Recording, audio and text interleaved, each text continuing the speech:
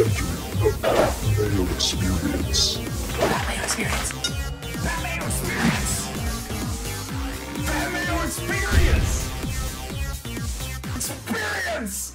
Welcome to the Pat Mayo Experience, presented by DraftKings Players Championship, DraftKings Picks, player by player. Maybe even sneak in a few bets while we're at it. This is the first look. Pricing has just dropped. We want to go player by player to get you ready and get you up to date on what all of these guys have been doing all season long and how prepped they're going to be for the Players Championship. Plus, I got money to give away. I got new contests coming out. It is fantastic news. So, I got $500 cold hard cash to give it away. How am I going to give it away? Am I going to give one person $500, two people $250, five people $100? I don't know yet. So the best way to do that is to get into the draw to get your name on the ballot to see what you're going to win. It's probably going to be two people for $250. That seems like the most fair at this point. And hell, maybe Tambo will chuck on some extra money on the Wednesday DraftKings pick show after we know the tee times, the win splits. That's when we're going to finalize our picks. So remember, all week long, we got Friday, Sunday research show, Monday bets with Feinberg and Cuss, best bets with Rob Pizzola and Cam Stewart. Then Wednesday,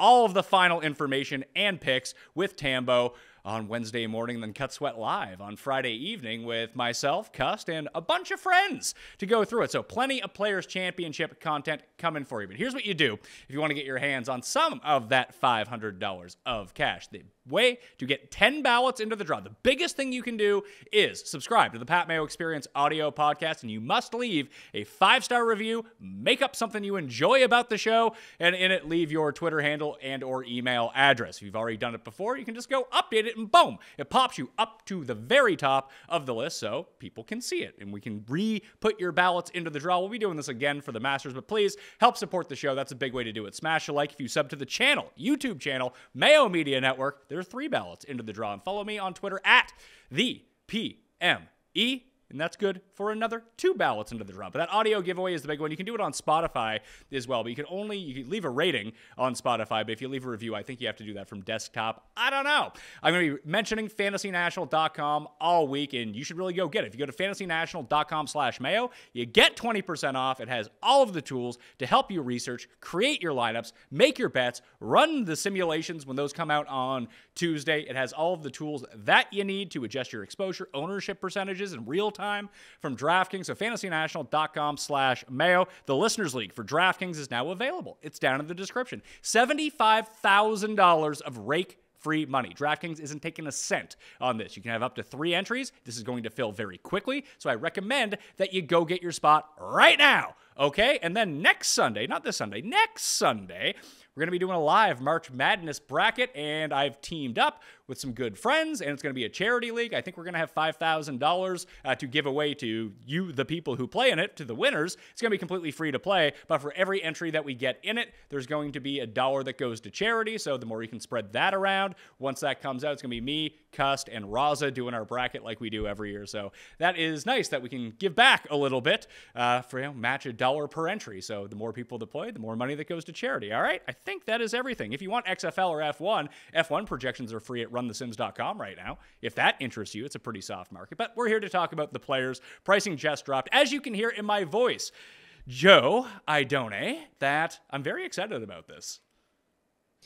Yeah, thank you for having me on, Pat. I'm excited to talk about it with you as well. We know this event, well, you bring me on one of the toughest events to predict historically. Last year was absolute carnage. The year before, I have in my notes, 16 of the top 32 missed the cut in this event. But it's fun to sort of embrace the volatility and chaos every year that is TPC Sawgrass. So at Tour Picks on Twitter, if you want to follow Joe, Rick Gaiman, he's at a wedding. Ben Raza is on vacation. Normally, those would be the 2 in the spot. So, Joe, you got a chance to bump these guys off and just claim the spot for your own. Yeah, bring it. Classic Wally Pips situation here. You leave for a wedding. Maybe I assume the role.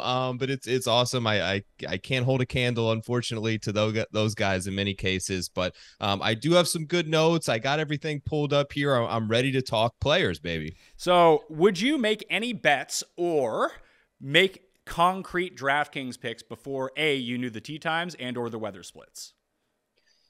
No, just given what the weather situation was last year, we see what's happening now as we speak, Pat, as the wind has just picked up heavily down in Orlando. So I think given we've seen recently here, given that we have no idea the tee times, it's a good idea to have a baseline and star some guys on Fantasy National that you're using and have some notes in place so that when those tee times drop, when we get a little more information from the weather and the tee splits, you can make a decision from there.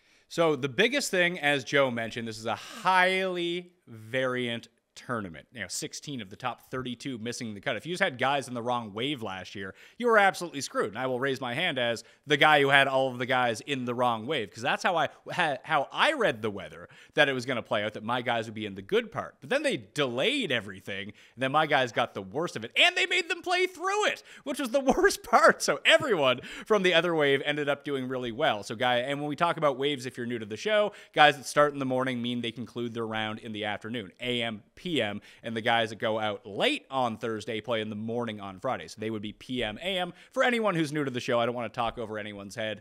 The research show in full, my walkthrough, what you need to look for more in depth, is going to be available on Sunday. Highly recommend you tune into that and just sub to the newsletter, Mayo Media. It's completely free. It's down in the description. Just sub to it right now and you'll get more notes and more information. If anything breaks, I will send out a new newsletter. I'm not going to spam you or anything like that, but I would highly recommend that you do that. Joe, you're a Florida guy. Florida man, yeah. Even. I don't know if you're on bath salts or not. I don't know what's going on with you. But do you subscribe to the fact that there are just guys that play much better in Florida than the rest of the country?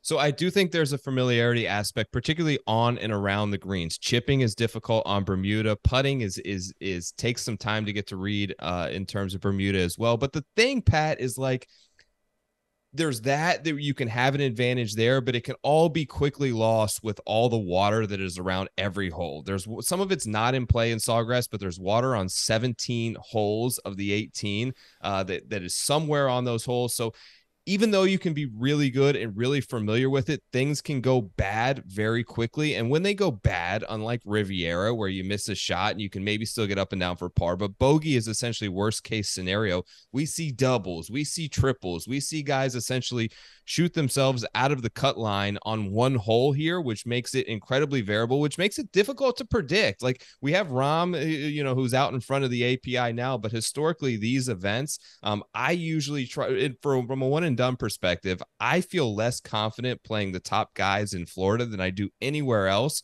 because historically we see guys just randomly miss cuts that doesn't happen seemingly in other regions of the country. For sure. It's one bad shot can screw up your entire tournament. So when I go back and look at comparison courses to Sawgrass, I think that there is an undeniable link between the Wyndham Championship and Sawgrass, because most of the top-end players don't play at the Wyndham Championship. It's the last one of the regular season. It's more of, if we're putting this into WWF terms, it's the Intercontinental Champions that end up trying to compete for the money at the Wyndham Championship. But again, it's not in Florida, but it's pretty close. Similar Bermuda greens, similar style courses. Obviously, this is a Pete Dye course at TPC Sawgrass. That is a Donald Ross design. But we've seen just a lot of crossover on these short Bermuda courses. I would say you can throw Heritage and Sony into that mix as well. Even Colonial, which is on bent grass, but still seems to share a lot of properties with TPC Sawgrass when you're looking at the mid-tier of guys who can rise up. Obviously, any of the top guys can win this tournament. We've seen that over the years. But we've also seen our share of upsets here. The Tim Clarks, the Siwoo Kims of the world. I mean, Siwoo has won at both. Stenson has won at both. Webb Simpson has won at both the Wyndham Championship and at TPC Sawgrass. Sergio is another one who's done it. I think Davis Love is another one. So do you think there's something to that with the Wyndham Championship? Yeah, I do think there's a little bit of correlation factor there. I think Pete Dye is probably the biggest length. Another interesting one, Pat, that I've noticed. So, Phoenix? Is it Phoenix? No, it's actually Kapalua randomly. So last year, Cam Smith won both.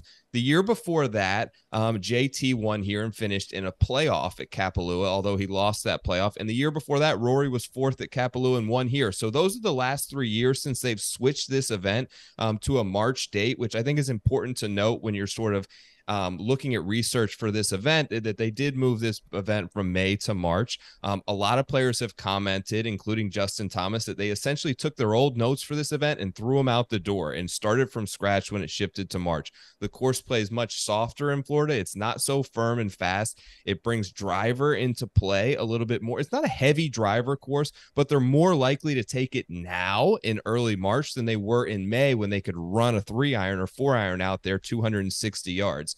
So it has shifted in terms of how the course is played. And that was just another interesting, like, sort of one that I noticed, where the guys who won at TPC Sawgrass also played really well at Kapalua. So there's a couple of good comp courses that I think make some sense this week.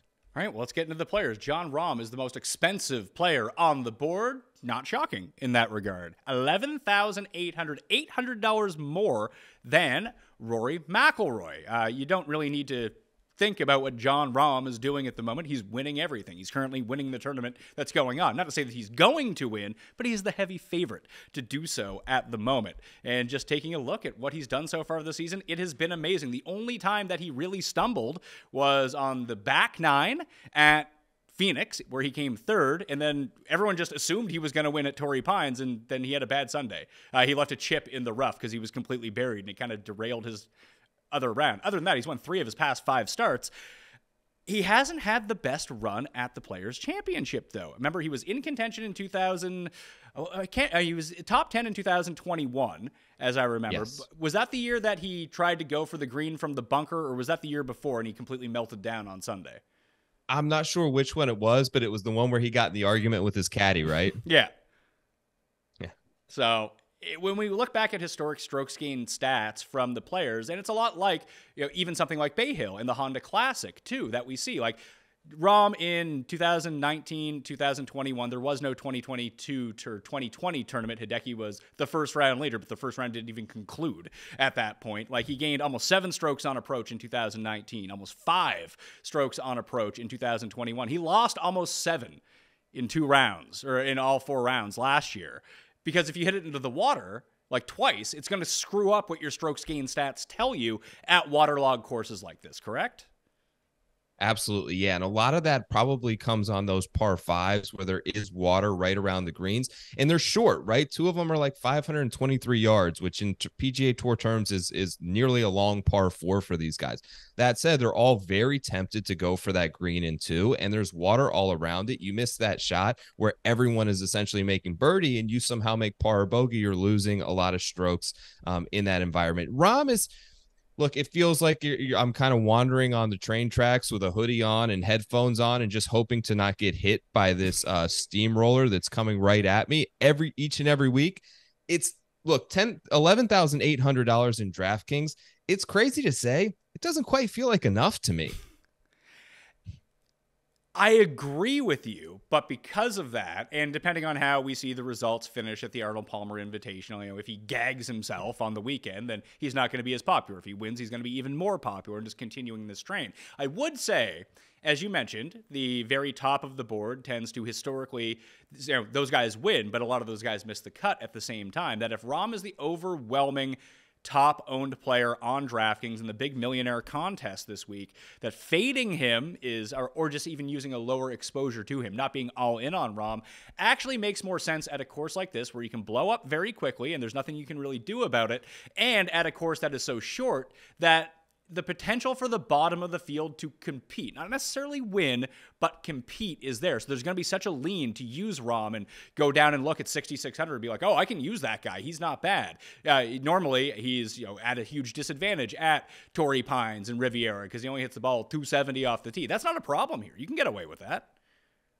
Absolutely, I would agree with you there. There are probably 80 to 90% of the stops on PGA Tour where it feels like the floor. Like, the worst possible performance when Jon Rahm is playing like this is what, like 12th to 15th place. Like, here, there is an avenue where he could potentially miss the cut. He catches a bad weather wave. He hits a couple in the water. Like, this is one of those random spots where we see the top end player. I know it was Rory a couple of years ago where everything is clicking for that player. They show up here and they're packing their bags on Friday. Well, Rory's number 2. He's $11,000, and it hasn't been quite as good of a run for Rory so far in at least this year compared to Rahm and Scheffler. Yes, he does have a win. Yes, it did come in the Middle East, but he beat Patrick Reed, and that made everyone very happy. But it hasn't really looked all that good so far on the PGA Tour. Again, the last time I'm going to say this, and now we're just going to speak as what results that we have. The Arnold Palmer Invitational has not concluded yet. Rory, as we speak, is right around the cut line. He's not running away. He's not running away with it or playing really well like Scheffler and Rahm are. But I don't want to have to mention that every time that we talk about someone.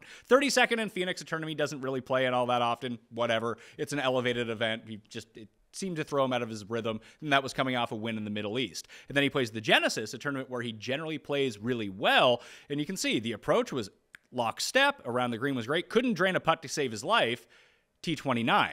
And I think that Rory, even with a very poor finish, it's funny that Rory can work this way. That if he finishes poorly and misses a cut or comes in like 35th and the other two guys that he's priced with do really well, it's not going to drive anyone away from Rory, who's won this event in the past. People want to get behind Rory so badly that whether he's playing the best or the worst, it doesn't seem to affect his ownership ever. Absolutely. People will always gravitate toward Rory McIlroy. The one thing, and I hope that he does make the cut this week, because I'm interested to look at some of his putting numbers. In listening to his presser this week, he seemed very happy, Pat, to be back in Florida and off of POA grass. So I'll be interested to look, because that's really where he struggled. You had the graphic up there just a minute ago. He's not even in the top 100 in strokes gained putting in the last 24 rounds. The other spot where he's been struggling is to hit fairways. I have him 123rd in the last 36 rounds in terms of fairways gained. Now, he can mitigate that with some of his distance, although this is a course that I don't think always plays into that. So those are the two concerns with me for Rory right now. Is he going to be able to club down and hit enough fairways? One. And two, can we see a little bit of a positive improvement in terms of the putting, hopefully this weekend through Arnold Palmer? Those will be the things I'm paying close attention to when it comes to factoring in a Rory decision. Scheffler is next at $10,600. Obviously, he won in Phoenix. Seems like he's going to give it a go, even in the bad weather wave at Bay Hill. He does not have a great history at the Players Championship. He's only played it twice. He's missed a cut and come 55th. Lost a bunch on approach last year. Again, he got caught in some of the bad weather. Guys that got out early that weren't in contention, who made the cut, ended up in the worst part of the weather. I think that he's most clearly going to be the lowest owned of the big three, unless he ends up winning at Bay Hill, which is going to be very tough. But I don't know. What do you make of Scheffler in Florida at this course? Because obviously he wins in Texas. He wins in Phoenix. He wins in Georgia at the Masters. He almost won Colonial in Texas. But Florida's never really been his jam outside of Bay Hill a year ago. Or is that he has such a small sample that we shouldn't even be looking at this? It is a small sample. He only has 2 starts here. Obviously, the missed cut and the 55th aren't anything to write home about, but he does have that win at Bay Hill, which is encouraging to me. I ran a quick stat model, Pat, this morning, and Scheffler rated out number 1. I actually really like him, and I think it's an attractive price point. If, like you mentioned, if you want to fade the prevailing narrative, if the ownership is all there with Jon Rahm, you can get $1,200 savings on probably the number 2 or 3 player in the world, Scottie Scheffler, at a tournament where we see increased variability. I think this is a spot that could make sense for him. He's number 1 in greens and regulation gain. You see the numbers there in terms of ball striking. Par 4 scoring is always extremely important around here. A lot of it comes down when he can gain with the putter and maybe be very proficient around the greens. He's as good as anybody on tour right now and damn near close to Jon Rahm. I like Scottie this week. I'm going to update my stat model, but I just pulled mine up on fantasynational.com, fantasynational.com/Mayo, to go build your own, do your own research on this stuff. That's all the trend on the internet anyway, doing your own research. And you can do that with fantasynational.com/Mayo, okay? Scheffler's 5th in mine for what I have rated. I need to tweak this. And in just complete transparency, and Joe, I don't know how you are about this, but the players, since I hit Martin Keimer as an 80-1 winner here, I feel like this tournament has taken all of my money every single year. I just get it wrong. I'm laughing because I have my notes up from year to year. And 2 years ago, I wrote, "Do not bet this shit show." I won't listen to my notes. I will bet it. I will play DraftKings lineups, but I can just see in my notes year over year how frustrated I was at the end of this tournament and how much money that I poured into TPC Sawgrass. Xander Schauffele is up next. And speaking of that stat model, he rates out 4th for me coming into play right now. He's kind of having a bit of an under-the-radar season. Not even really under the radar because people still want him to play really well, but a 33rd at the Genesis, a 10th in Phoenix, a 13th at the Farmers, a 3rd at the American Express, and he had that injury that forced him to withdraw from Kapalua. But his course history here is insane. He came second in his debut and hasn't made a cut since. Xander is one of these guys that is historically very popular, regardless of the tournament that he's in. So do you think this is an issue where people get off of him, or if he just plays a little bit well at Bay Hill, that it's like, oh yeah, here's the guy I can get all my savings on? Or is it just, hey, Max Homa's the next guy, I'll use Max Homa? Yeah, I think Homa's creeping right down his neck. I think that Scheffler, only $600 more, is worth consideration, who I think sets up much better here for me. Look, second opportunities gained. It's been frustrating, Pat, watching Xander, because it seems like he has a ton of really good birdie looks and just isn't converting. And this was always sort of the frustration level, particularly down the stretch at tournaments previously with Xander.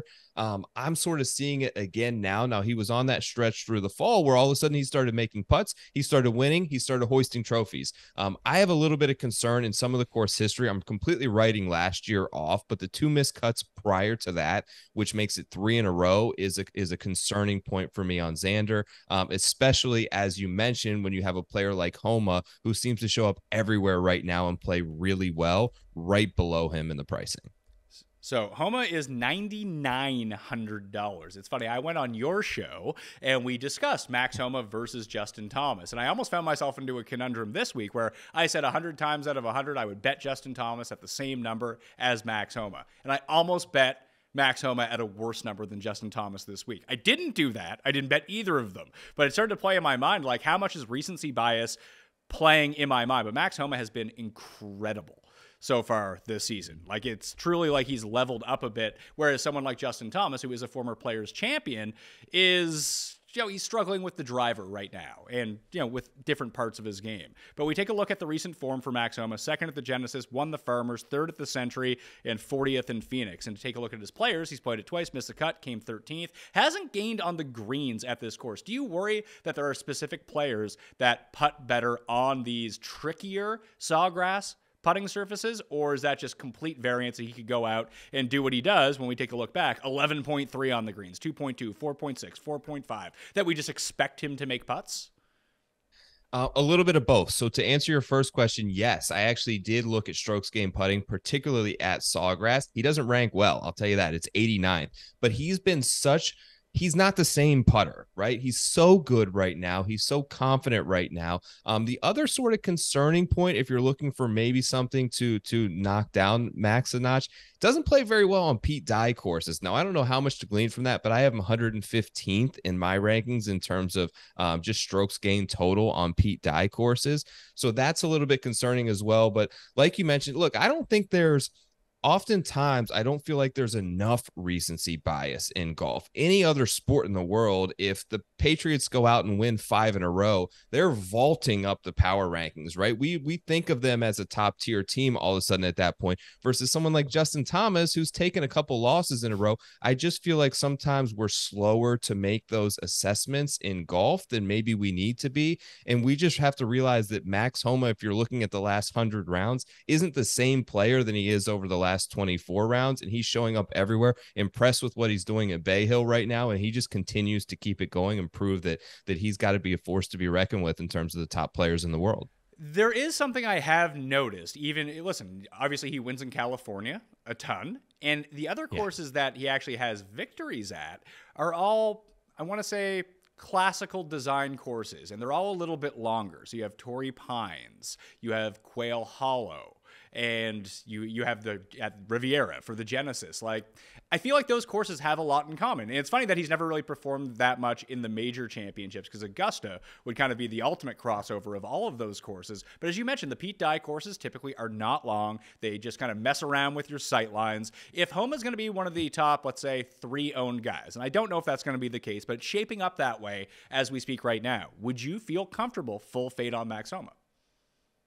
If he's in the top 3, yes, just because I think, given what we mentioned earlier in terms of the variability of this, I think there's other options around him where if you can have a decent 10% ownership savings, you can go to.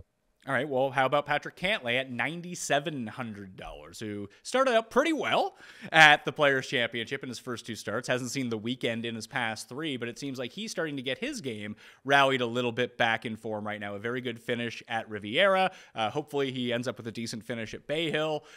There has been a lot of just conjecture about how he doesn't really putt well in this part of the country. It is on those where Rory hates the bumpier POA greens. Cantlay loves the bumpier POA greens. That's where he does his best work, on and around the greens. And really the only time I've seen him spike in this part of the country, unless I'm completely forgetting about it, is the year that last year, when he lost, or 2 years ago, when he lost in the playoff to Spieth at the Heritage. He's played well at the Heritage in the past, but that's really it. Yeah, there was one event, and I think you may have had it, and I may have had it, where it was it Hadwin at Valspar? Yep, he came second there. You're right. Okay, and that was like, but that was 2016. Yeah.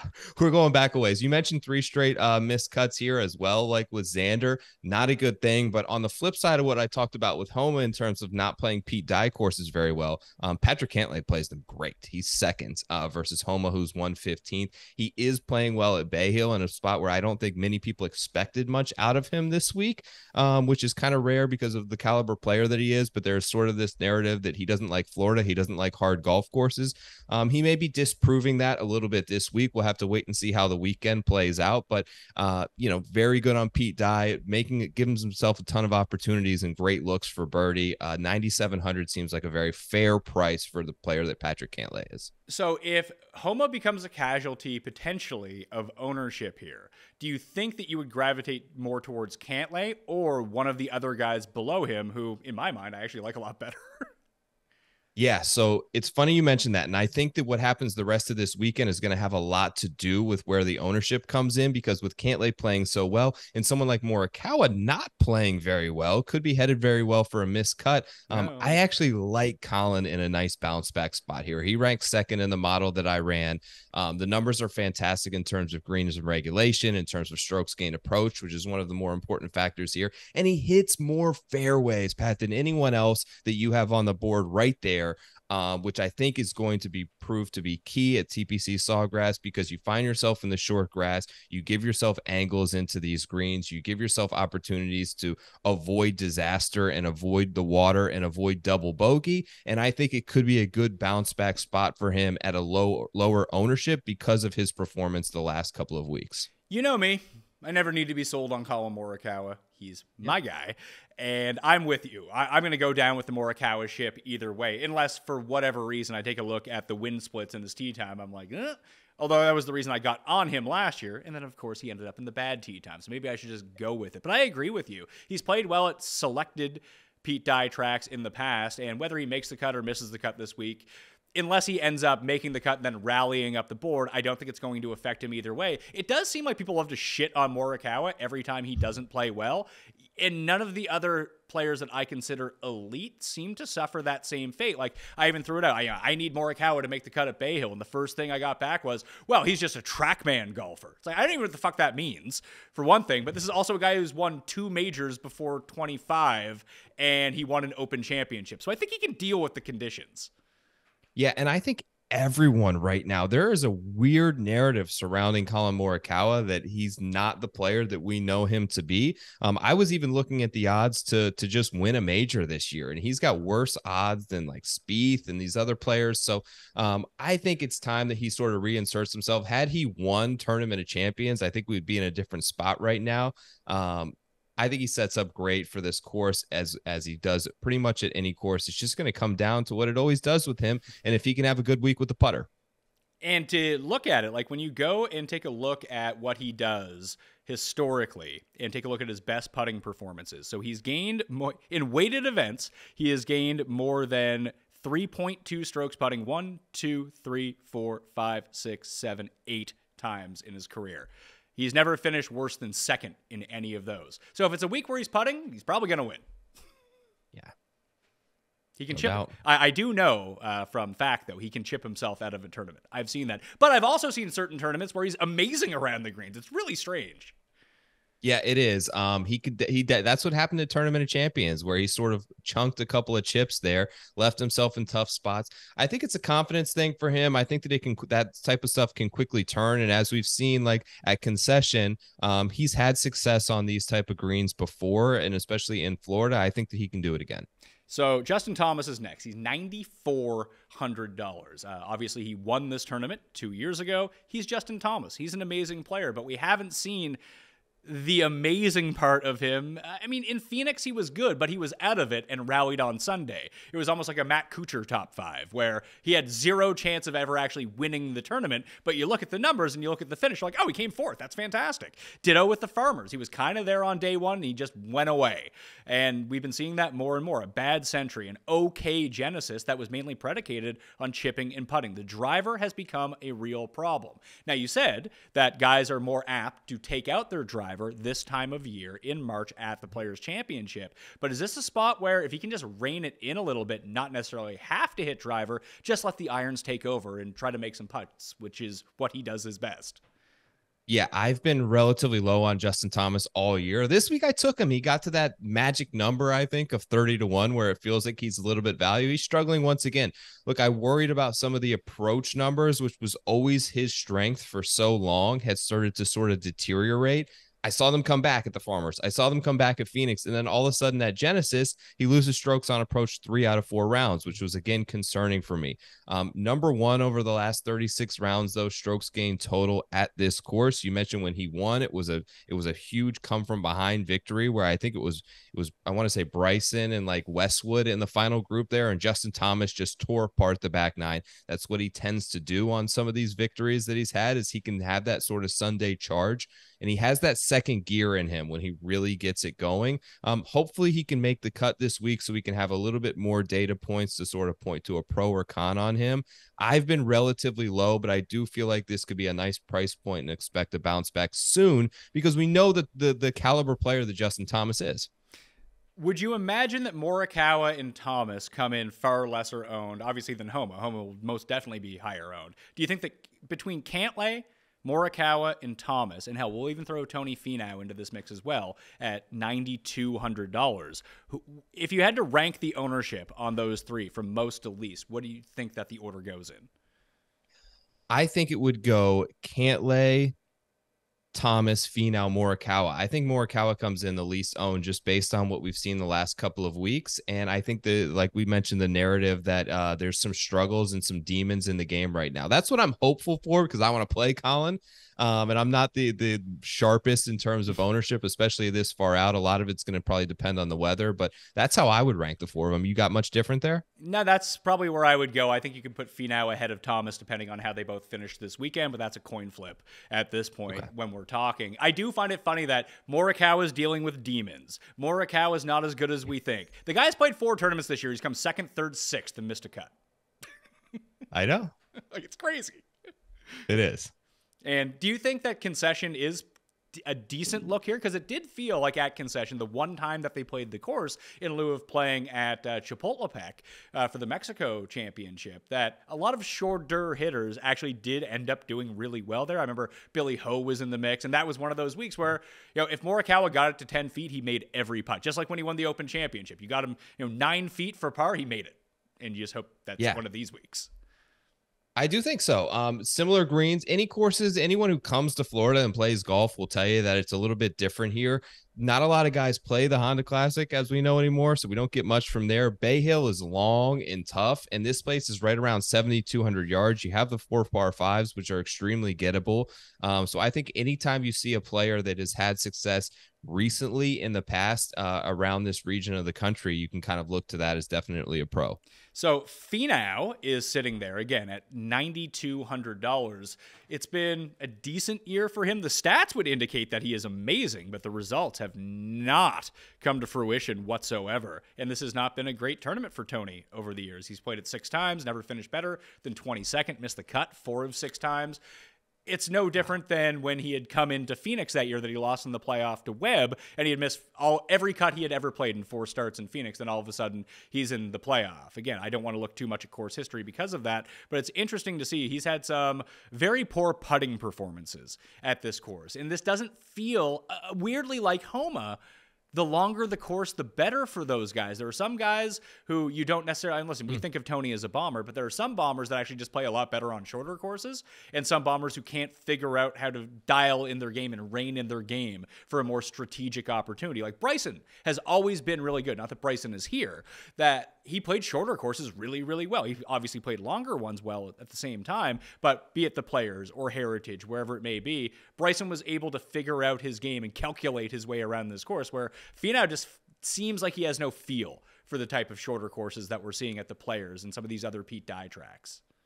Yeah, that's an interesting point on some of the feel. And I think some of the feel for him, a lot of it comes down to the putter, right? We see this. That's why he got so hot in the fall, was he got really confident with the putter, started making some 25 to 30 foot putts and consistently making that 10-foot range. He seems to be a bit on the struggle bus again in terms of some of the chipping and putting around the greens. The tee to green numbers are always going to be fantastic. But kind of when you look at, and you had mentioned it, some of the course history here of anyone over $9,000 in DraftKings this week, he has the lowest strokes gained total numbers at TPC Sawgrass. So it hasn't been a fond spot for him. I worry that some of the around the green and putting numbers have started to slip a little bit. We know he's always going to be good at his strengths, but you know, at this price point, when you have those other guys around him, I think that at this point they hold a good bit more win equity if you're trying to, you know, search for that first place finish in one of the big GPP contests. Well, there's one more player in the 9,000s. It's Sungjae Im, who, almost the opposite of Tony Finau, loves short Bermuda courses. These are his jam. And as we kind of take a look at how he's done at the Players over the course of his career, he has, let's see here, 3 appearances, 55th, 17th, and a missed cut. It really hasn't done very well for him, which is really surprising based on the accuracy that he can possess off the tee. It just has never clicked all in the same tournament for him. But I would imagine, unless we see something out of Viktor Zalatoris, and I don't know if this is a spot for them, if Spieth ends up with a good week, Fitzpatrick, that the next guys on the list in terms of DraftKings pricing, I don't feel like are compelling enough to get people off of Sungjae, and that Sungjae just inherently is going to be very popular. Yeah, it seems those, like, I don't know, it seems to me like those guys who are even at like 9,000 or 8,000 even tend to like just draw your eye to them.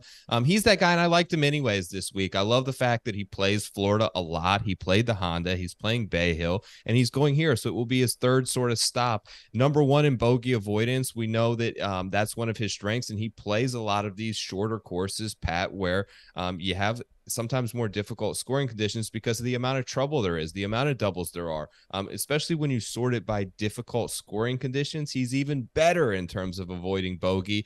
That number from sort of 150 to 175 yards as well, he's very proficient at. I've noticed since they sort of shifted this to a different spot in the schedule, we're getting more numbers sort of come from that proximity range. So that's another thing that I'm kind of looking at, as well as the course has played much softer over the last couple of years. Now, we haven't gotten a lot of rain in Florida. It's been windy, it's been dry, so it could be a little bit different this year. But I think Sungjae sets up really well here, especially if you're going to go all the way up to the top and start with a Rahm or Rory. You probably come down here to maybe Sungjae as your second guy, which in turn probably leads to some increased ownership numbers.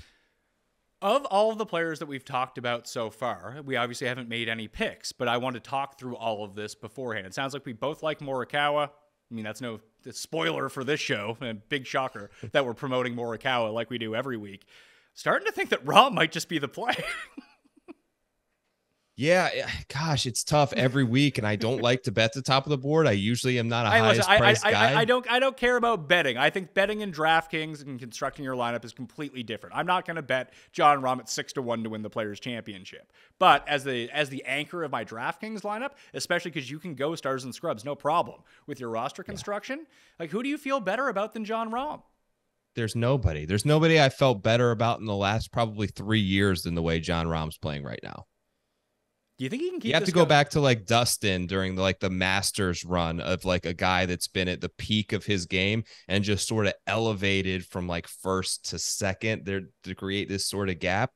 Especially if he does it again this week. Like the guy is just a runaway train right now, and it's tough to imagine him stopping. He's got the approach play so dialed in, like you had spoken about, and that was always maybe the one hint of weakness. And he's getting all the breaks right now, so it's tough to say anything bad about Jon Rahm. Yeah, I don't think they have a lot of fences around the water traps at Sawgrass, and maybe his ball will actually roll into the water or go OB at some point, but that hasn't happened as of yet. The ricochets. Hey, good golfers get good breaks. Isn't that the way that it goes?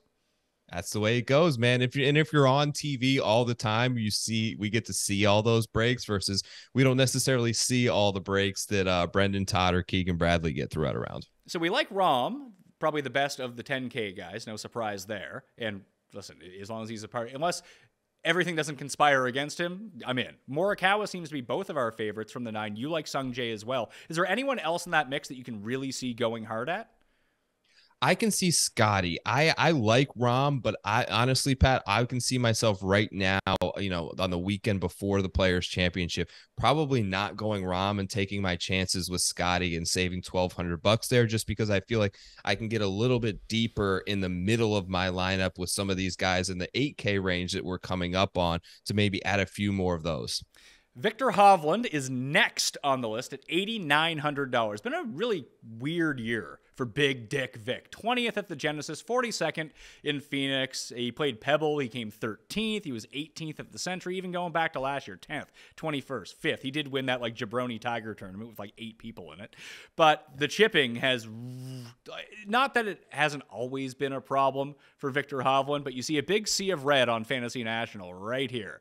And what's that? Those are strokes lost around the green. Now, Sawgrass is a little bit different than other courses because you don't necessarily have to chip in a lot of spots at Sawgrass. You can choose to use the old Texas wedge out there, which is why I think that Heritage does play a bit of a factor when you're looking at it around the green play. But the problem is not a lot of these guys don't play Heritage. Remember the year that Stuart Sink beat Morikawa at Heritage? I don't think that Stu Manji pulled out his wedge the entire round in the final round. He just took out his putter and putted everything from off the green. You're right. You can absolutely do that. And in a lot of spots, there's like a yard of rough and then you're in the water essentially off the green. So there's not a whole lot of chipping. There is a good bit of bunkers in play, but greens, I think, are like 5,500 square feet on average, which is not huge, but it is big for a course that can play if they move the tees up on a few holes sub 7,200 yards. So I think it can be a good spot for Vic, top 10, I believe last year, but there's concerns with his game all the way around, and a lack of consistency lately is not necessarily someone that I'm initially drawn to here on the board. Okay, Will Zalatoris is $100 less at $8,800. Played the Players twice, top 30 finishes both times. Shockingly enough, couldn't putt at TPC Sawgrass. The ball striking, immaculate. Does this depend on conditions for Big Zalatoris here in order to get a victory or come inside the top 5? That if this ends up becoming a shootout in great conditions, like we've seen at the Players Overtime, where the winning score is like -18, -19, that he probably doesn't have a chance of winning that event. However, if it's windy and guys are making bogeys and the winning score is like -11, that is more of the Will Z score. So in general, I don't really subscribe to that narrative often because I feel how like dare par you? is just, How dare you disagree with me on my own show, Joe? well, here, let me finish. This is why you're Par here to is push back. relative. This is why you're here It's to push just back. about it's about how the guys play against all the rest of the players in the field. So par in the end of the score -10 only matters if it's a par 72. If it's a par 70, it's a little bit different. But Will Zalatoris in particular himself has said this. He's come out and said it on multiple podcasts that I don't want it to be -18. I don't want it to be -20. I feel much better when the tournament is -5 or -6. All that said, I'm completely out on Zalatoris right now. Since the injury, he's gone through swing changes. I still feel like he's elevated and he doesn't win enough for me. I'm just and this could go totally wrong as it usually always does. He ranks 3rd in my model. I'm going to plug my nose and ignore it, and I'm just not playing Will Z right now. Ooh, that's interesting. That's what I like to hear. I mean, I'm a slut for Zalatoris. And if it does look like it's going to be windier condition or it's going to be a very difficult go, that I think that I don't like anyone else in this range is the problem. Like, I can't really peg down who I like. And that's why I want to talk to you and I want to talk to everyone. I'm looking at the numbers right now. Obviously, the numbers are telling me that Will Zalatoris is awesome. He is going through the swing change, but it seemed like once he came back from the injury and the swing change, he gets to Riviera and all of a sudden problem solved in terms of driving and chipping and hitting his irons. And again, he has a pretty good short game. It's just, and it's not even the long putts. It is the 3-foot putt that is sinking this guy. Yeah, I know. And you're right. There were definitely strides at Riviera. There were definitely signs even at Century early in the year where some of the ball striking numbers look to have returned. I struggle to trust him, man. I have trust issues with Will Z, so I'm out for the time being. So, but it doesn't that sound like the type of player that we should be trusting this week? Because we talked about how variant this tournament can be, how the best guys end up missing the cut. Everyone is just going to gravitate towards making the quote unquote safest lineup in a tournament at a course where there is no safety. So why not embrace that type of guy? And maybe it blows up in your face and you're looking at a +10 after 2 days and you're like, well, I lose money here every year anyway. What's the difference? But if it's someone that you don't have all that great of conviction on, I mean, that might be my strategy this year. It's like, who are the guys that I'm kind of wishy-washy on? I'll just use them. Yeah, you have to pay attention to ownership, right? It's going to be key, especially in this event in terms of building because of the variability, like you mentioned. But I just feel like I'm sort of in an anomaly there I feel like a lot of people are going to see 8,000 starting price on Will Zalatoris, 8,800, and they're going to go there. So I feel like I'm kind of on the opposite of that. And I do feel like he probably soaks up a lot of this ownership in this area when you have Hovland, when you have Spieth and Fitzpatrick, who we're about to talk about next, who have their concerns as well. I do feel like he's going to get that ownership, and that's where I'm going to exit. Spieth is next. Spieth debuted with a 4th place finish at the Players Championship, and he has been awful at this tournament ever since. I think it's 7 years in a row, no finish better than 44th. And when you take a look at his underlying numbers right now and just the strokes gained numbers, 41st, was his best finish in 2018. Missed the cut last year, 48th. It's been a bad go for him. He hasn't really figured out these greens whatsoever. Did win Heritage a year ago. But when you look at his numbers, and this even translated through at least round 1 of Bay Hill, the approach numbers are starting to creep back. Like they were great at the Tour Championship, swing season to start the season. They were just absolute dog shit. At Phoenix, the iron started firing. At the Genesis, they were really good as well. The putter hasn't come along yet, but maybe it won't, and that's the problem. But what the issue for me is with Spieth, that is if he's hitting his irons well and he's not hitting the ball in the water, and the driving has been okay. It's been like field average, which I think is fine for a tournament like this. You want great approach play, you want great putting, and the ability to save yourself around the green. That's never going to be a problem for Jordan Spieth, getting it up and down out of difficult situations or even easy situations. But the putter, the moment you don't think that Jordan Spieth is going to putt, and that's the reason that you don't play him, is when he's walking in 50-footers. I know. I love the approach play, like you mentioned. Actually, at Phoenix, I believe that was the best strokes gain approach performance of his entire career. A lot of his wins have been predicated by a great approach week. At Heritage, he missed the cut at the Masters the week before, which was disappointing. But right before that, he had like the 3rd best approach week of his career at Valero. Some of his wins earlier in his career have also been predicated. Right before the win came a great approach week. It gives me some... it gives me a little bit of hope for Spieth this week. He's actually playing pretty well so far at Bay Hill. I have hope, but I'm also like this entire top of the 8K range. I'm probably like more comfortable going to the bottom of the 8K range and more confident in those guys. He's lost strokes putting. What is this? 7 of the last 9 tournaments that he's played in. It's clearly a problem right now, and this isn't necessarily the spot I expected to get right. I like Spieth at $8,700.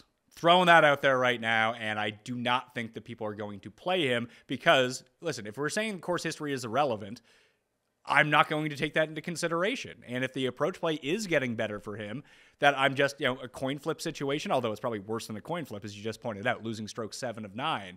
But I know Spieth can lead the field in putting at the same time.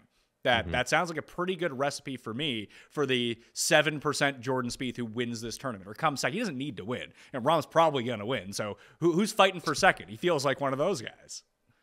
He feels like he could be in the mix. Absolutely. And if there is something, if he is able to turn around the putting, the approach and the irons are extremely dialed in right now, which seems to me like that gives him confidence. Like when he's struggling with the irons, he's mentally a wreck out there. Now that he has that dialed in, hopefully he can sort of figure out this range from like 5 to 15 feet. And if he can do so, he will be in contention, I think, at the Players. Well, it's funny because you want his irons to be so good that he gets it like within that 5-foot circle, because he'll make those more or less. Or you want his approaches to not be as like mediocre, because you said you don't want him in that like 5 to 20 range. I feel more, it's like a lot like Zalatoris in a weird way. I feel more comfortable with Spieth making putts from 40 feet than I do 19 feet now. Yeah, or like just chipping in from right off the green. And that's the thing, because if his ownership is low, you know he's going to chip in at least 5 times, and people will just be like out of their minds tilting Spieth. Never fails.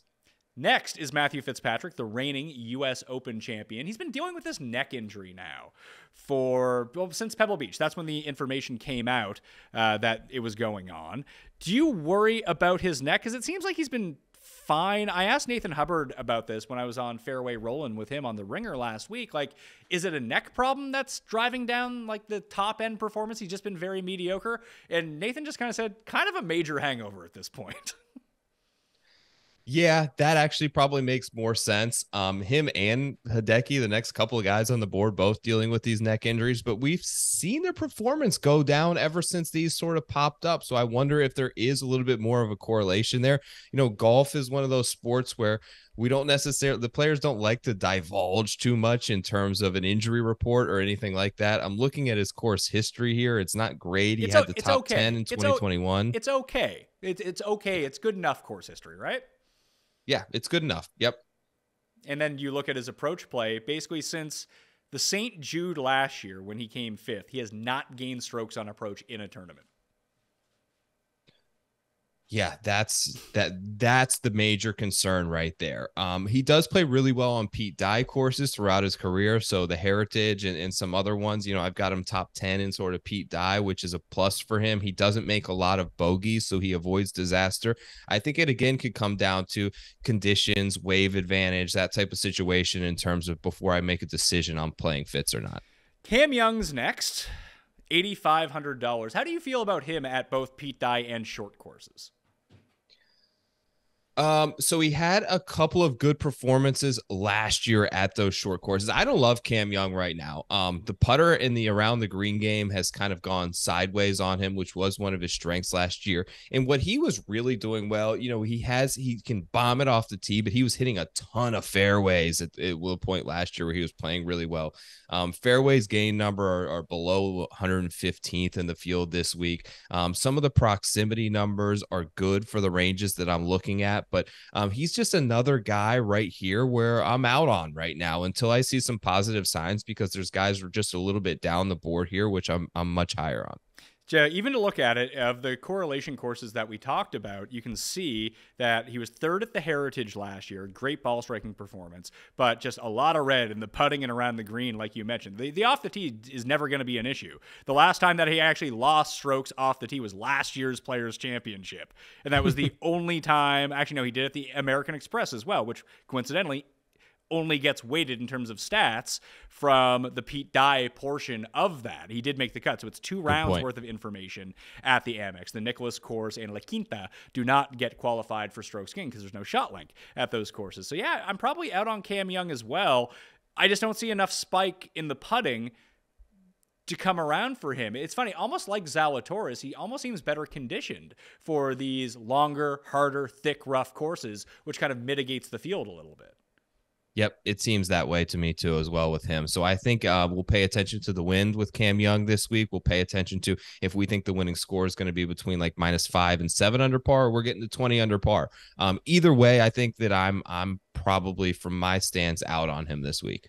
Hideki's next at $8,400. According to Tim Andercust, he is the 2020 Players Champion, although that is not recognized by anyone outside of Tim Andercust. And he is another one who is dealing with a neck injury right now. This seems to be like perpetually a problem for Hideki. Did he withdraw from this? Was this the one where he withdrew last year because of the injury?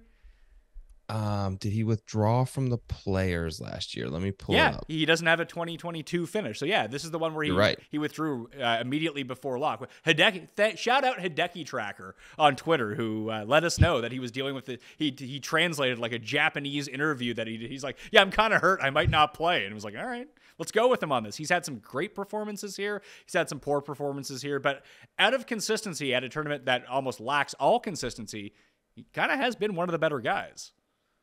Yes, and I actually like some of the approach numbers that I've seen recently from Hideki. 3 out of the last 4 pretty substantial gainers. At the Genesis, where he missed the cut, he gained strokes on approach.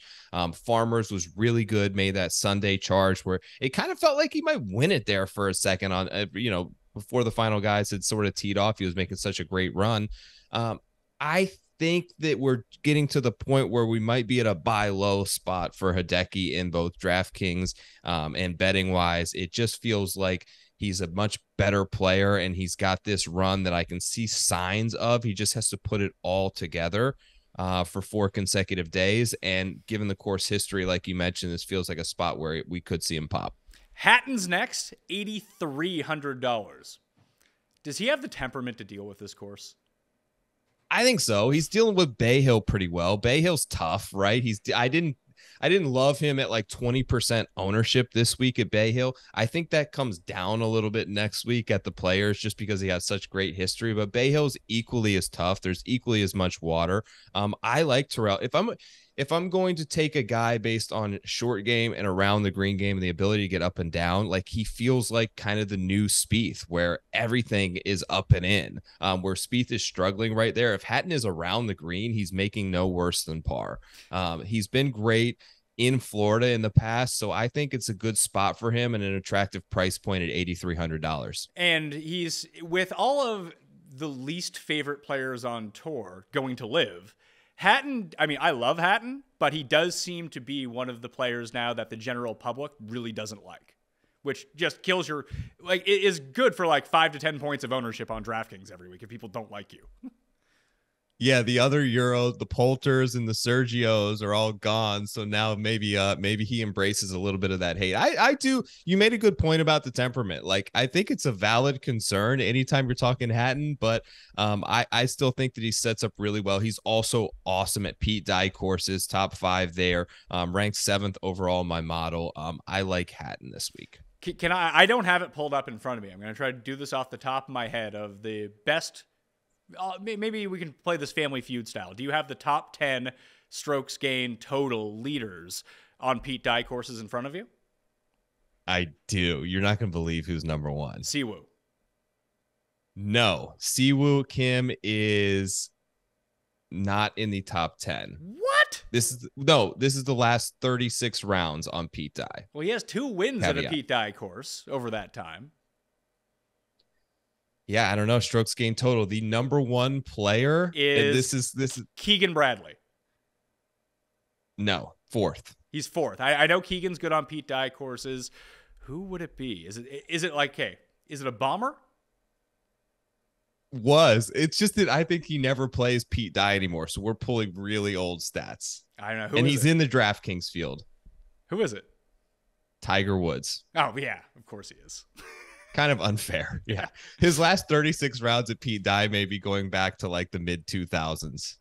So you say Hatton's up there. I would guess that Cantlay is up there as well. Yep. Hatton is up there. Cantlay is number 2. Brian Harman is actually number 3. Keegan, Rahm, Lowry, Fleetwood, Im, Hatton, and Adam Scott.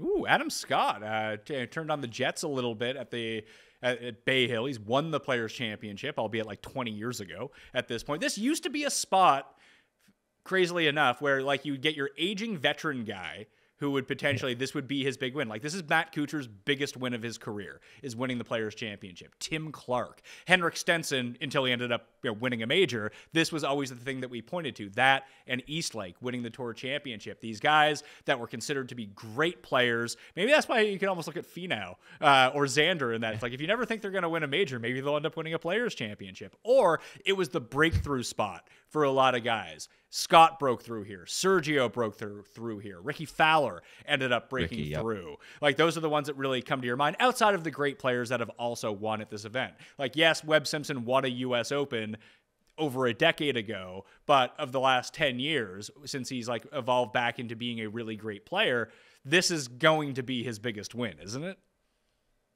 Oh, for Webb? Yeah. Yes. This is going to be his biggest win. I don't see him turning it around anytime soon. Yeah, you mentioned a great breakthrough spot. I think it really rewards. Siwoo is one of those guys too. He won at what, 21? That's what I was going to say. It rewards aggressive play. If you want to win this tournament, like if we're talking DraftKings and you're looking for guys to top 10, okay. If you want to win this tournament, you have to play really boldly and really aggressively. Almost all the players recently have commented on that, and especially the move into March allows them to bring in a little bit more driver because it's not quite as firm. You can play out of the rough a little bit easier. And Siwoo is the classic example of he's playing to win or he's going to miss the cut. Like he's when he's in contention, he's looking at every single flag stick like Rickie was. He had to play 17 like 7 times that one year, and he was just sticking it at that far right pin placement. So aggressive play is absolutely rewarded almost at any Pete Dye course, but I think accentuated here at Sawgrass. Lowry is up next on the list, and he's another one that you mentioned that ranks really highly on Pete Dye courses. Dude just legitimately can't putt because the tee to green numbers are out of this world good recently. Yes, I think this is a good spot for him. I like Lowry as well. I really like the bottom of this 8K range, which is why, I had kind of mentioned it off the top, why I was looking to maybe save a little bit off Rahm and stack a couple of these guys. He played the Honda. I followed him for many holes and in a couple of days there, and he was a really solid tee to green. You mentioned there were some putting struggles, but he also made a couple of long ones. I think that he's close right now. I think he's one of the most proficient sand players and scramblers on the PGA Tour. He's an unbelievable chipper. If he can just turn around the putter, I think he'll be in good shape. And I think having a couple of weeks of prep now on these Florida slick, fast, 12, 13 on the stint meter Bermuda grass greens that these guys face should set up well for him to maybe have a good bit of bounce back there. He's made 4 of 5 cuts at the Wyndham Championship, including a 7th in his career. Obviously, he's played Honda really well. Came 5th this year. Came 2nd the year before that. Was in the mix at Heritage, I think, the past 2 years as well on these Bermuda-style greens, on these Bermuda-style courses, the shorter courses, and 13th and 8th the past 2 years of the player. He actually sounds like a bet to me because his number is probably going to be pretty deflated. Yeah, you can probably get him in the 60 to 70 to 1 range, if not higher, like he was this week at Bay Hill. And he's gained on the greens at Sawgrass 3 of the past 4 years. And when we take a look at his overall performance of just in general, lost at Honda, lost at Genesis, lost in Phoenix, lost at the CJ Cup, lost at the BMW. Good at St. Jude, which are Bermuda in Memphis, aren't they? I believe so, yes. At the Wyndham, unfortunately, he lost over 7 strokes putting to come 83rd. But I just don't think that he was in the tournament, really. And he was just like, get me out of here. Let's go to the playoffs. And obviously that didn't work out too well because he didn't even make the Tour Championship. But the tee to green numbers recently are just, like I said, out of this world good. That's what I want coming into this. And you always have the fallback with Lowry is that if shit goes sideways in terms of weather, I don't worry about him. Exactly. You don't worry about him in bad weather. You don't worry about him in tough scrambling conditions. I really like him this week. He's really good at avoiding bogeys. He's top 5 there in bogey avoidance on difficult golf courses, which I think what you mentioned about when the scoring conditions ratchet up, he still can be a solid play for you.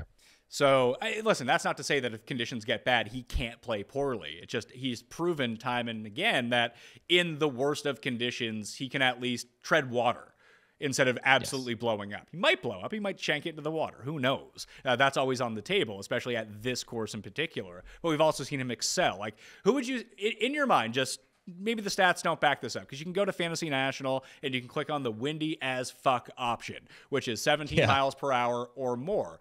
But that doesn't contextualize course whatsoever, because certain courses are, listen, if you play at Bay Hill, which is completely exposed, 20 mile per hour winds are a real deal. If you play at some sort of course, which is, if you played at Wentworth, for example, on the European Tour and winds got up to 20 miles per hour, well, I'm guessing it probably plays a little bit easier, doesn't it?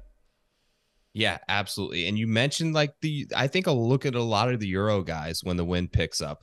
Some of the Australian players as well. Cam Smith played really well here last year and won in the midst of, some of the windiest conditions we've seen at the Sawgrass. So Adam Scott has performed really well in his just great ball strikers. Morikawa, Sungjae Im are just some names that come to mind of really solid players who are going to hit the center of the club face nearly every time they strike the ball.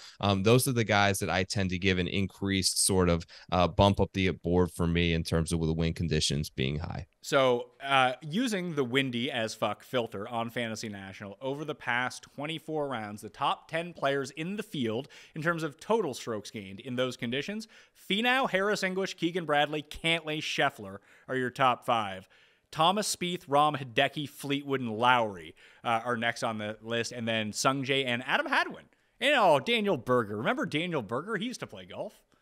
Yeah, he used to play golf. We were talking about him because he does have a price point down here, but I heard an interview with him earlier this week that sounds like he's still a few weeks, if not months, away from the comeback.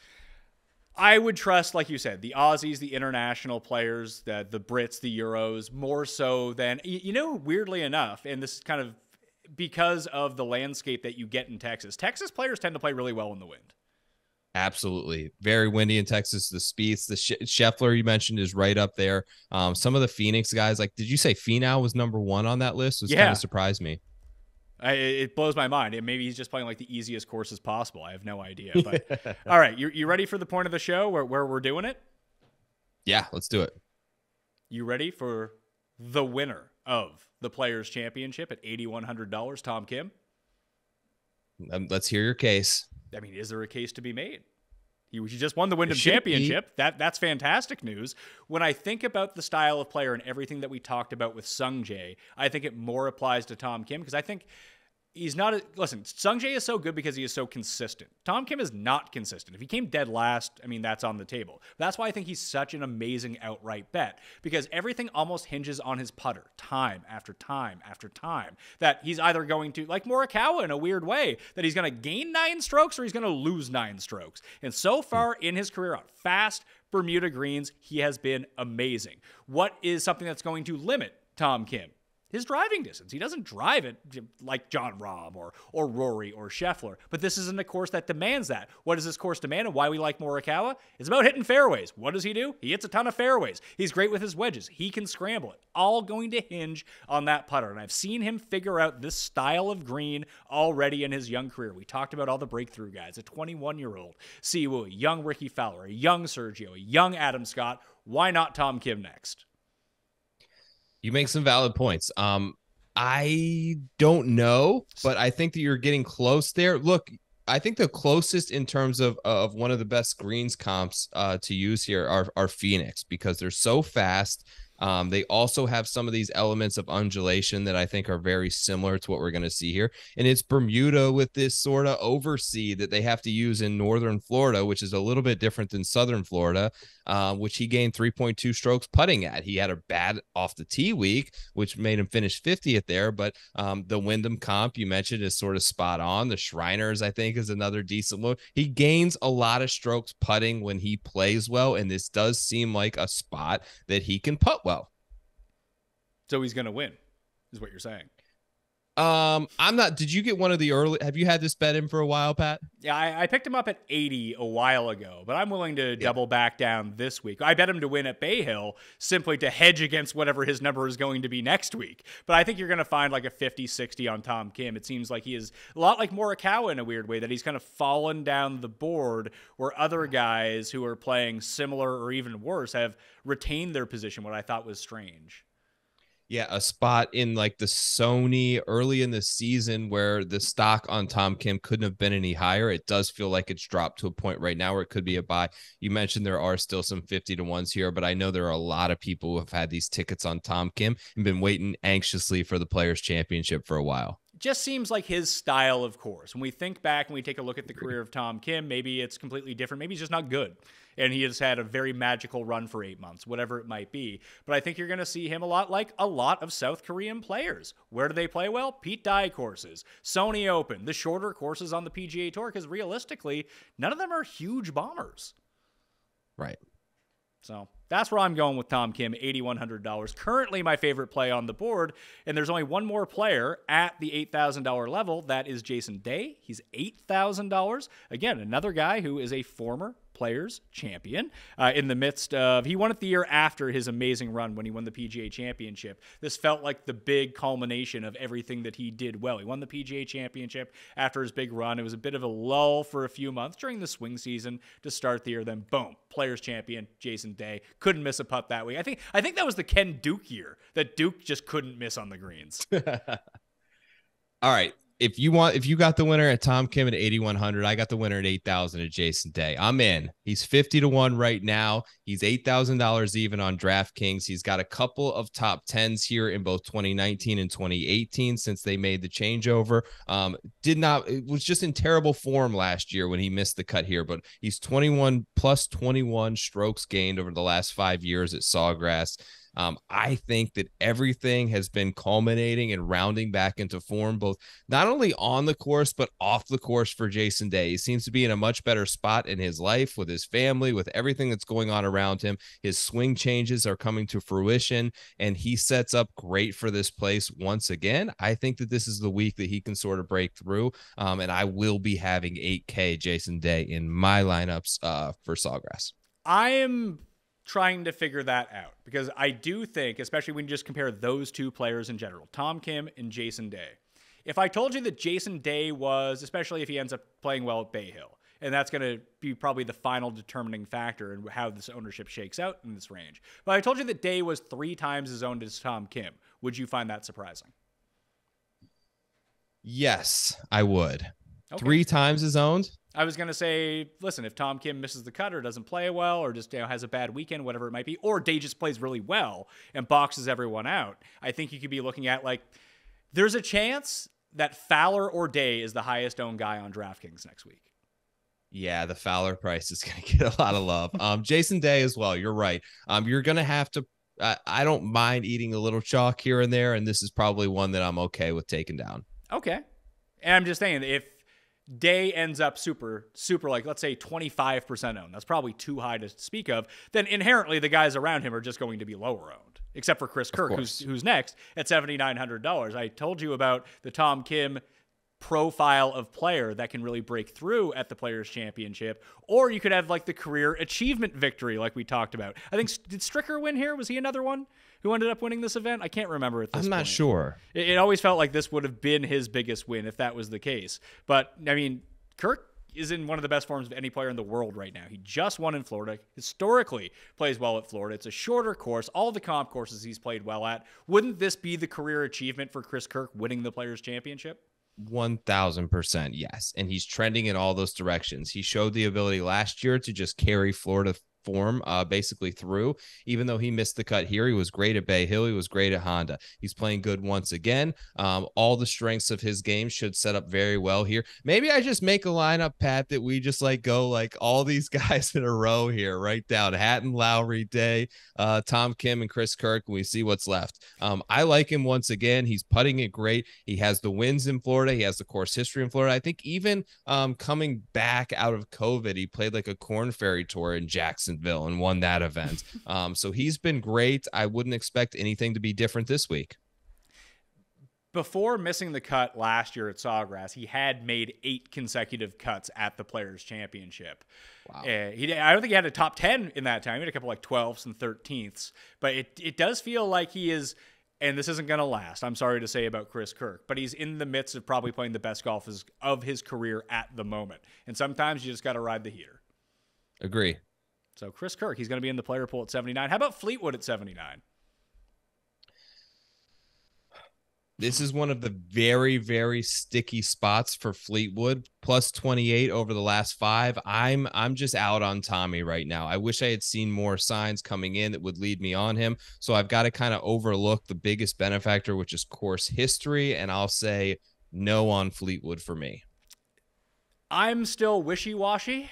If the conditions look, I mean, he's played well at Bay Hill. He's played well at Honda. Florida does seem to be a spot where he can go through, but I'm with you. Like, you see enough, and then Like even at Bay Hill, I was like, oh, because I bet Fleetwood at Bay Hill. I have no idea how this bet is going to turn out. It's probably not going to win. I can tell you that much. He might not even make the cut at this point of where I was last watching it. But he was growing great in the wind on Friday, and then triple bogey. It's like, oh yeah, Tommy Fleetwood. This is what he does. So I'm still wishy-washy on him as well. When we take a look at his stats a little bit over the past little bit, and yeah, he played a little bit in Europe, but he's gaining on approach again. That's great to see. He's gaining around the greens. That's great to see. He's actually putting well. It's the driver that has started to let him down, which weirdly enough was the best part of his game when we were first introduced to Tommy Fleetwood. Yes, when we were first introduced to Tommy, when it was like him and Rory in the final group here at Sawgrass, which was probably his biggest moment, it's been letting him down. He's been missing fairways frequently recently. Yeah, 22nd miscut, 5th, 7th, 41st in 5 appearances at Sawgrass. Next up, we have what I'm guessing is going to be the lowest owned player above $7,000. Why in God's name is Maverick McNealy $7,800? I don't know. I thought you were going to go Sam Burns. I think he's going to be pretty low owned too. But Mav McNealy has been awful tee to green. He's been awful in approach. One of the worst players in the field. He's not hitting greens. He's terrible on Pete Dye courses. I don't think anyone's going to play him. And I think recently he was a big withdrawal risk. You have the odds there. I mean, he's the only guy in this range getting into triple digits. Nobody's going to touch him. So looking at what he's done, he withdrew from Pebble. He withdrew from Phoenix in terms of injuries. And take a look at what he's done this season. 31st at the Farmers, where he did it all with his putter. 7th at the Sony, where he did it all with his putter. I mean, that's what he does. He's going to chip and he's going to putt well, but sometimes you can catch him on a great driving week. Like he had a really nice run.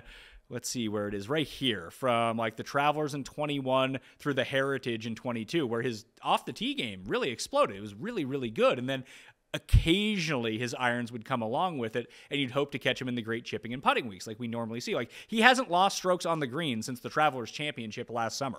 That's a pretty amazing feat, considering we talk about how up and down and how random putting can be. Mav is actually someone who has shown consistently time after time, and that's what Day is getting back to as well. Like when Day went on his run, yes, tee to green, he was like top 5 in the world, but the dude wouldn't miss a putt ever. And Mav's kind of that guy. I don't even think he's a good pivot play, despite his recent performances in some of these fields, because I just don't think he can drive it or hit an iron.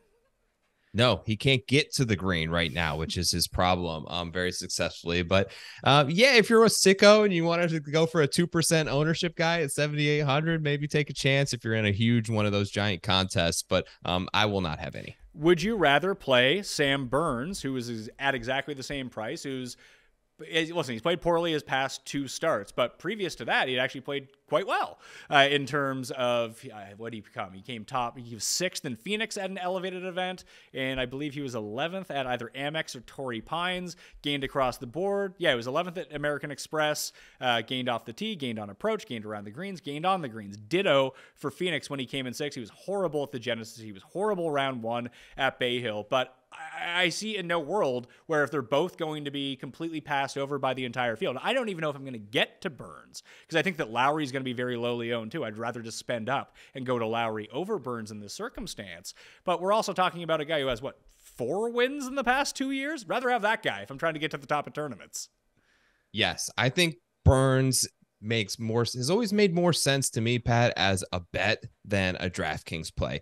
He misses as many cuts as anyone sort of in his price range statistically, I think, as anybody. I worry about the swing. He's been awful tee to green. He's been awful on approach. Our buddy Travis Fulton did like a little swing analysis and just talked about how his timing is totally off right now from when he was hitting it great. He does have the ability to just put good rounds together in spite of that. I don't think that he does it for 4 straight days. And given the players around him, both above and below, that I like a little bit more, I won't have any Burns either. Is Adam Scott one of the players that you are very interested in this week? Yes. I'm always interested in Adam Scott. He's awesome strokes gained total at Pete Dye courses. He was one of the guys that I mentioned. He's been awesome in terms of TPC Sawgrass, 2nd in terms of the amount of strokes gained he's gained here. Plays well in Florida. He's done it at the Honda before. He's done it at Doral. He's done it at Bay Hill. He's doing it this week. When I turned off the coverage earlier today, he was in like 3rd place, making a nice little run. I like Adam Scott, $7,700. I'll be in. He has played this tournament every year since 2003. He was the 2004 Players Champion. He was 8th the year after that. The past 5 years, though, I mean, that's going back in time a little bit. Miscut, 48th, 12th, 11th, 6th, 12th. So even in his recent history, he's been pretty good. He hasn't lost strokes on approach since 2014. Even then, he was 0.1 of a stroke below field average. It's kind of crazy, and the putting has actually been quite good for him here. The around the green has been really good. It's been the driving that's got himself into trouble the past 2 years, and last year he was a part of the bad wave, so that's really tough to look at. But even looking at how he's done so far this season, the driving has been pretty good outside, weirdly, of the one short course that he played at the Sony when he was kind of a disaster off the tee. He was a disaster off the tee. He's kind of going... he's had this rotation with Caddy as well, which is weird because he has Stevie Williams, but then he's not on the bag this week, but he was at Rib. So I'm not sure what's going on there, but I like his upside and sort of, I always like him. I've been looking for this sort of bounce back in performance and him to elevate to the player he once was, like we're seeing out of Jason Day. Like we saw Justin Rose get the win recently. I think it's close for Adam Scott. And I'm going to be a part of it probably at 7,700. I'm curious to see where he ends up landing in terms of popularity, because he does seem like he might get vaulted unless everyone loves Day, everyone loves Kirk, or maybe they end up going to Fowler, who's a little bit cheaper. I don't know whether he's going to be popular or not. Not that will be the ultimate determining factor, because, listen, if I think that someone is going to be good, and I think that Scott can be very good, I don't really give a shit what their ownership is going to be. Like, if Tom Kim is going to be 30% owned, I'm going to play Tom Kim at 30% ownership. I think he's going to win. I want to play the guy that I think is going to win. I think that Scott is going to have a good performance. I am going to use him. But he is someone that, you know, if all of a sudden, like, that's the problem. The guys around him, like Justin Rose is also exactly the same price, I believe. Yes, they're both $7,700. Like, in no world would I really want to play Rose over Scott, regardless of what happens. I agree. And it's funny because Rose is 65-1 and Scott's 80-1 right there. I actually like Scott a lot better. And Justin Rose, the guy who's struggling this week, I think that he got that win back. But this is a spot in particular I would much rather have a player with Adam Scott's skill set. Yeah, Rose missed a cut last year. Hadn't played it since 2019 when he was 8th before that. 8th, 23rd, 65th, 19th. He got the win at Pebble Beach, a shorter course. And maybe that's what we're looking at for Justin Rose at this point of his career. That maybe he'll end up playing the shorter course as well. I don't know, because he's going to miss at Genesis. He's probably going to miss at Bay Hill in 2 elevated events. He wins Pebble, which was the worst field of the year. Maybe that's just the type of player that he is now, that he can really excel in weaker fields. And in stronger fields, he can be good-ish, but not really competitive. Yeah, that makes a good point. So when you see him in a weaker field spot, I think that, you know, going down the stretch there, the guys that he had to compete with, even though it was my good pal, Denny McCarthy, I think that he's a lot more confident in those situations. And he played really well on that Monday morning, despite all the additional factors in there. But when you add him in there with the top 20, 25 players in the world, I think that those guys have a better skill set than he does right now. Pivot of the week. When you're looking for it, play Siwoo Kim instead of playing Rickie Fowler and see how that goes. What do we think? Love it. Love it. Every bit of it. Siwoo is, we know about him on Pete Dye. His opportunities gain numbers are fantastic. I love his aggressiveness, strokes gain total at this particular course. He ranks 3rd in the field. Siwoo's hitting a ton of fairways right now. So he's really got the driver actually quite dialed in terms of his accuracy off the tee. The only thing that I sometimes worry about is he sometimes will start missing some greens, but he's fantastic on and around them in terms of chipping. Happy to pivot off Rickie and go straight to Siwoo. I hope you're with me on that. Oh, of course. Siwoo's a bet this week, too. He's never missed a cut at the Players Championship in 5 goes. He's won this tournament. He has a top 5 at this tournament.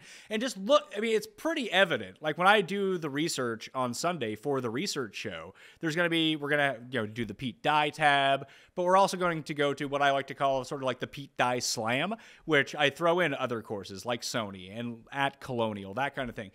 Siwoo has 4 wins on the PGA Tour. He's won at the Sony, Pete Dye American Express, Pete Dye, the Players, and the course that I called the biggest comp, which was the Wyndham Championship. Those are his 4 wins on the PGA Tour. And where are his seconds coming? Oh, the Wyndham. Heritage is another one, Pete Dye on that list. Short Bermuda. 3rd at the Wyndham. 4th at the Sony. Pebble Beach, that short, he came 4th. That course. 5th at the Wyndham. Sanderson Farms, another short Bermuda. 8th. You mentioned the Shriners earlier. 8th at the Shriners. 9th at the Players. Pete Dye, American Express. 9th in his career. Like, yeah, we always have this perception of Siwoo that he's just going to be absolutely the Ricky Bobby, first or last. But when you get him at this style of course, this is where he excels. There are some narratives that we try to force. This is one that there's just so much history and legit truth behind. I think that you have to buy into it as well. I'll be having plenty of Siwoo. And listen, if you go look at his stats from the past 2 starts from Phoenix and Genesis, yeah, the approach numbers are really bad. And he was like really bad at the Genesis, and he couldn't putt at the Genesis. At least the putter had come along a little bit, the new long putter that he's got on the go. It's much better than when I bet him at the Masters that year, and he broke his putter and had to putt with his 5-wood. That wasn't great. But he's been weirdly consistent for Siwoo Kim outside of 1 start. Did you hear, I got to ask, did you hear the story about him at Genesis? No. So the reason there were like the photos circulating of Tiger and Rory and JT like laughing at that one tee box while they were waiting, they were laughing at Siwoo. So apparently on the tee that hole, he was just like, you know how when he checks out, he goes full eject on things. His ball fell off the tee, and instead of re-putting it back on the tee, which you're allowed to do, he left it there and just took driver off the deck on the tee box. I love it. I love classic Siwoo. I love Siwoo's like don't give a fuck attitude. If he doesn't have a chance to win, he legit doesn't give a shit. Doesn't give a shit, exactly. And he's going, like you mentioned, the reason that he won this tournament, he had a chance to go win it. Poulter took a look from the straw on 18 and said, you know what, I'm going to lay up. I'm going to play for a second and win $2 million or whatever the hell it was. Pretty good move for Poulter, who loves himself some money, if anyone watched that Netflix series. But Siwoo said, I'm going to go win this. And I think he took driver off the deck from the rough at Sawgrass at one point on the par 5. Like, I love this guy.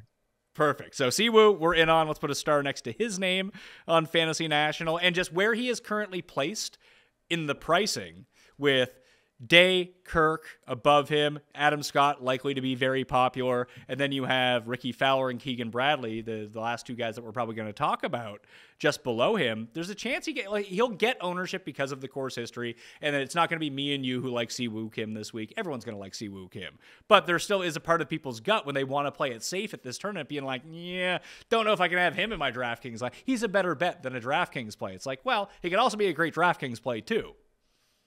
Yeah, Rickie being right there, I think, is huge for Siwoo's ownership this week. Well, Rickie is not quite there yet. Do you have any interest in Theegala in Florida? Nope.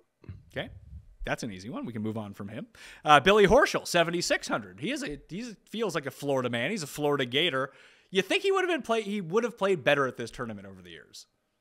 Yeah, you would. And I thought he would have played better at the Honda a few weeks ago. Kind of a disappointing finish for him. He mentioned some things. They had him on the sort of, AirPod segment where he talks going down, and he talked about how he's really struggling with some elements of his swing right now. I don't think that any spot in Florida is a place to really correct that if things are going well and you aren't confident if your miss is going to be left or right.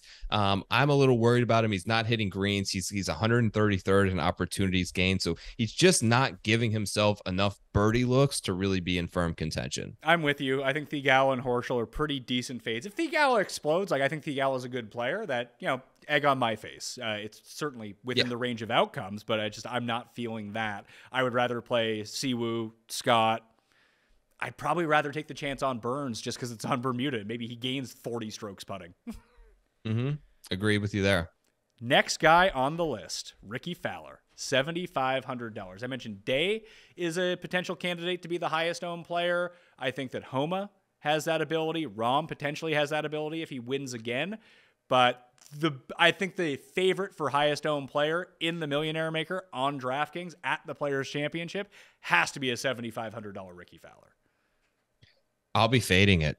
I think that he's made extremely positive signs in almost every part of his game, although I'm just going to, I agree with you on the ownership thing, which is why in terms of this being mainly DraftKings focused, if Rickie is 20 to 25% owned in a tournament that's extremely volatile, which even given his win at this event, the last 36 rounds played on Pete Dye courses, he's minus 18.4 strokes gain. He's losing almost a stroke per round on Pete Dye. Now, there have been some dark times in there, but I'm just going to play the other guys around him and hope that, look, if he finds himself in contention, we'll all be sort of rooting for Rickie a little bit, but I won't have any clicks on my lineups. Rickie Fowler won the Players Championship in 2015. I believe it was Sergio was in the playoff. It was Kevin Kisner who was in the playoff as well that year. Since that victory, miscut, 60th, miscut,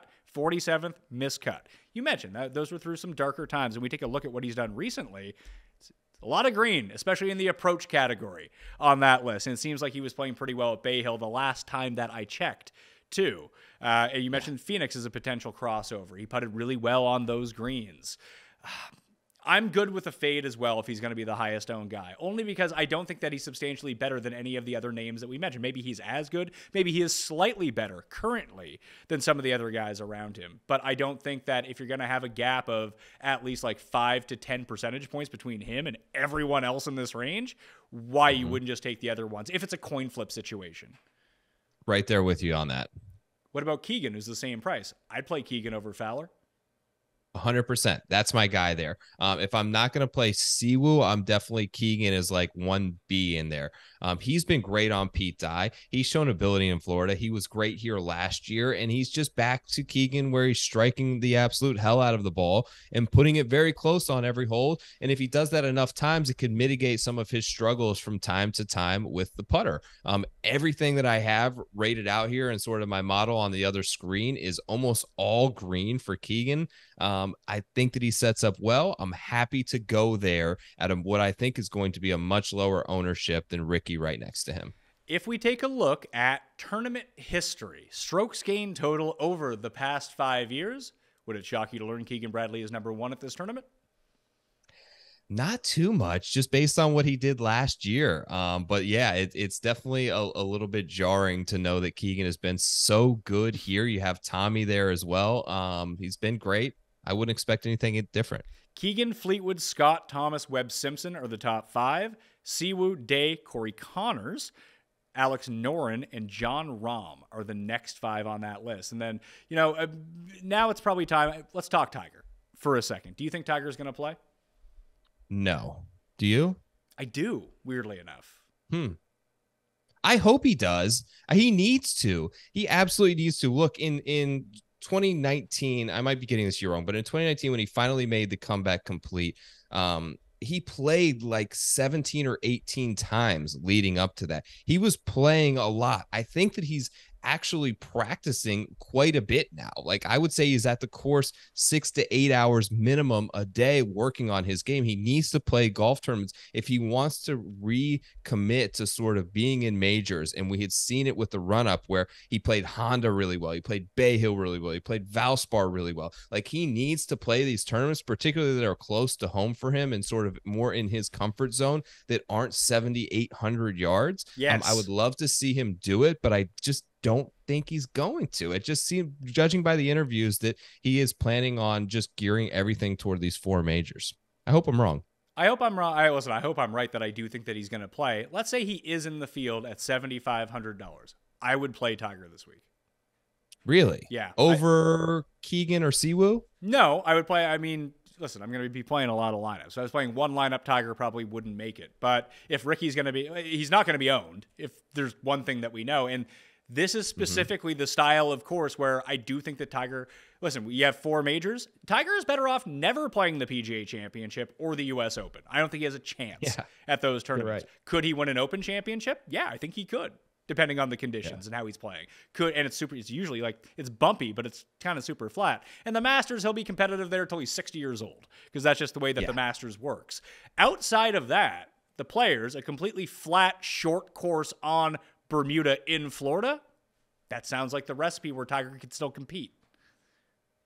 Absolutely. Yeah. It's funny you mentioned not play. He'd be better off playing like the Heritage than he would the U.S. Open. But yeah, he could compete. Actually looked, I thought, better than he had in like all of last year at the Genesis. So it's all going to sort of, like he mentioned, depend on that recovery and how he felt the Monday morning after. I hope he does. We're still waiting to see if he makes that commitment or not. We're now below $7,500. We're not going to go player by player from this point on, but I do want you to tell me a few guys below here, because I want to start with two of them that are near the bottom that I'm going to start with if you want to go pure stars and scrubs. How do you feel about Mr. Players Championship, the Gim Reaper, Doug Gim? Oh, man. Where is he even at? $6,100.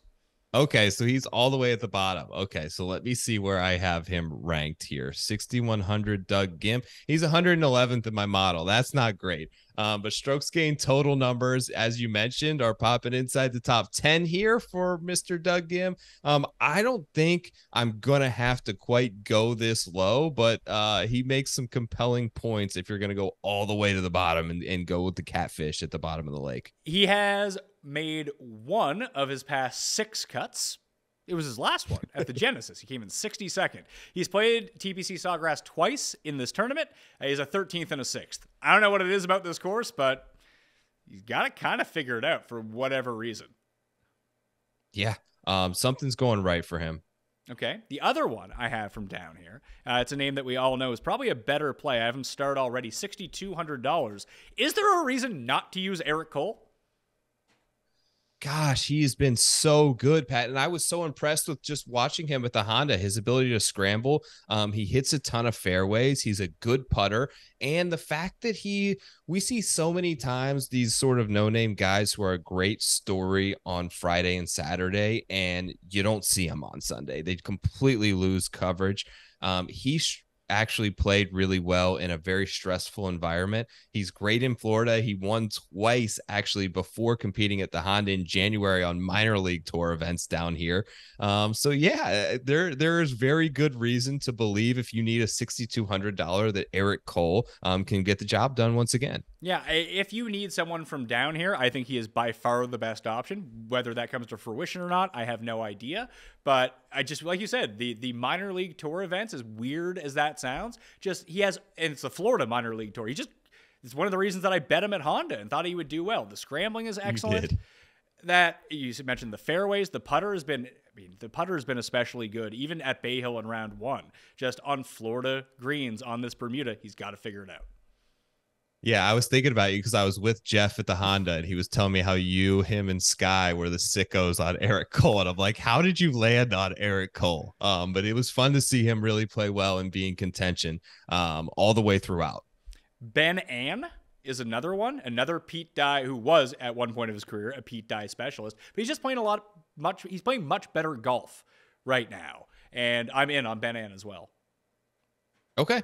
One of the guys that I like sort of in this low end 6K range, Sam Ryder, $6,300. Always plays pretty good in Florida, made the cut at the Honda previously before withdrawing this year. And the reason he withdrew is because he had 3 straight ridiculous weeks where all top 20s on the West Coast, Genesis, Phoenix, obviously the 4th place finish at the Farmers where he was in that thing pretty late, but the putter is going really well for him right now. He's been able to slowly kind of pick up some of the tee to green game.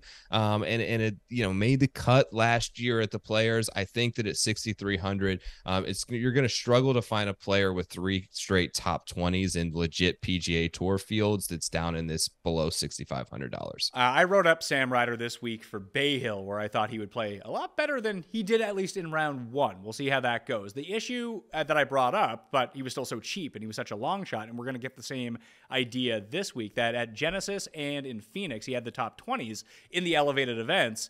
A lot of that was putting. Yeah.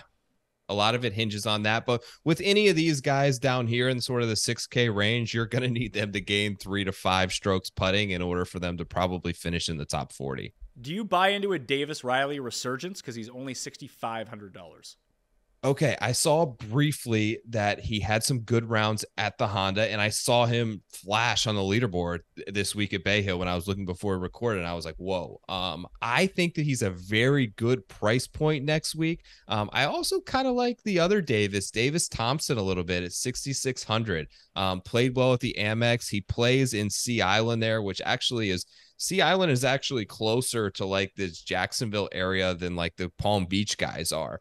So he should have some familiarity with the conditions, with the types of green surfaces that he's going to play on, with courses that are surrounding by a lot of water. I like Davis Thompson this week in a potential spot to bounce back. And he was great at the Amex when he was able to sort of club down off the tee, and the guy hits a freaking 4-iron a mile long. So if he's able to do that at a place like Sawgrass, I think he could have success once again. So there's a collection of guys at 6,600. Listen, I'm not naming names to name names here. I think these guys are all viable options, but I don't know how many are going to make the final player pool. That's for Wednesday's show with Tambo. Robbie Shelton rates out really well for me coming into this week and has done his best work at shorter courses. I think that Svensson, you can kind of throw on the same. You mentioned Sea Island. He just won RSM. He's had good goes at the Honda in the past. It does seem like shorter courses are where you want to use Adam Svensson. And in a highly random tournament where putting can go up and down, we know he's not a great putter, but he does have some spike weeks. Maybe it does advantage the worst putter in a lot of circumstances where, we know he's going to lose strokes putting anyway. That if all of the guys who are normally good putters also lose strokes or don't putt well, maybe it mitigates that gap a little bit. You mentioned Davis Thompson. The other one I would say is Aaron Rai, and I can't wrap my mind around it because on paper, I think this is a great course for him. He's going to hit every fairway. He is a lot like the case I made for Tom Kim. He's just not as good, at least in my mind, as Tom Kim. Fairways, wedges, hopefully he can make some putts. Yep, Aaron Rai's right there at the same price as Aaron Rai, like Justin Suh. I was actually super impressed with him following him at the Honda.